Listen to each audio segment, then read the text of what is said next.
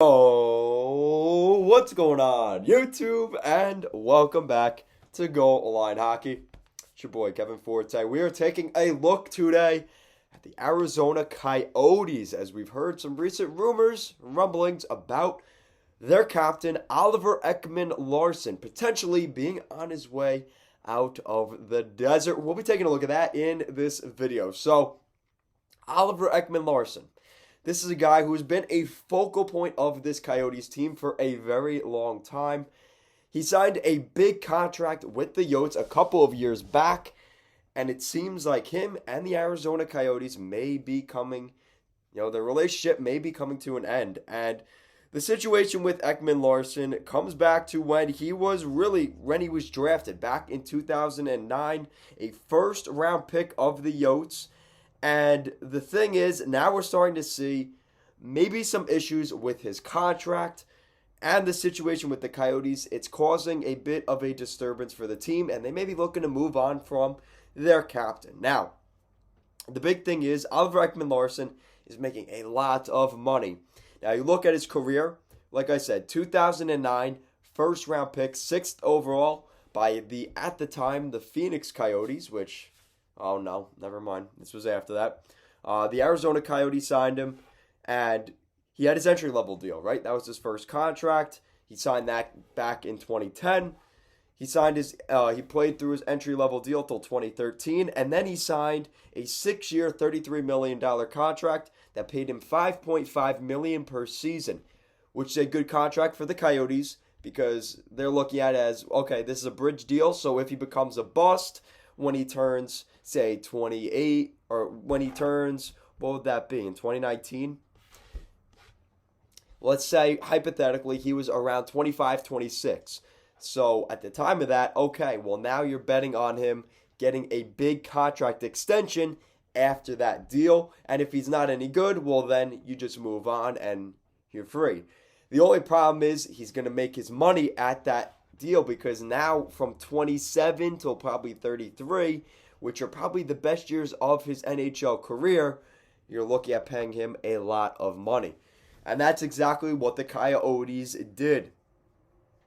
As in the summer of 2018, July 1st, a year from the beginning of, so the first day they could give him a contract extension, the Coyotes signed Oliver Ekman Larsson to an 8-year, $66 million contract that would pay him $8.25 million per season. Now, this contract, from the day it was signed, he had a no movement clause attached to it, which includes let's take a look. Of course, they don't show you the no move clause. Okay, so it's a complete no move clause.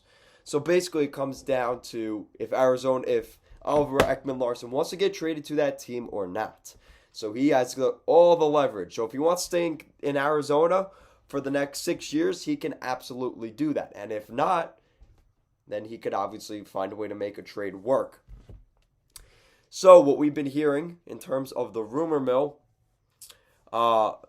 despite a full no movement clause, the Arizona Coyotes and Oliver Ekman Larsson have agreed to try and find a trade fit. So, if the situation arises, we could see a fit for Ekman Larsson elsewhere. Elliot Friedman also said the Coyotes will check the market for OEL and then report to him with potential deals. Because like I said, he has all the leverage. Because of that no move clause, the Coyotes cannot decide where he goes. There's no 10-team trade list. There's none of that. It is just purely if Oliver Ekman Larsson signs off on the trade. Now, you may be wondering why I'm wearing this Seattle Kraken hat, and there is a reason for that.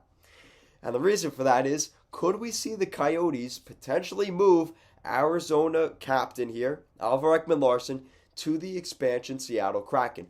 Would the Coyotes be willing to help out the Yotes in order to pick up Oliver Ekman Larsson in his contract? Now, you have to remember, the Coyotes, again, a team that's trying to move out salary. I know that sounds a little bit weird out of Arizona, but they move out a guy like Oliver Ekman Larsson, they're going to have to give up some draft picks, which is going to be difficult because, again, they don't have their they haven't had their first round pick for last year or this year's draft because of their whole controversy with their draft picks, the way they've handled them.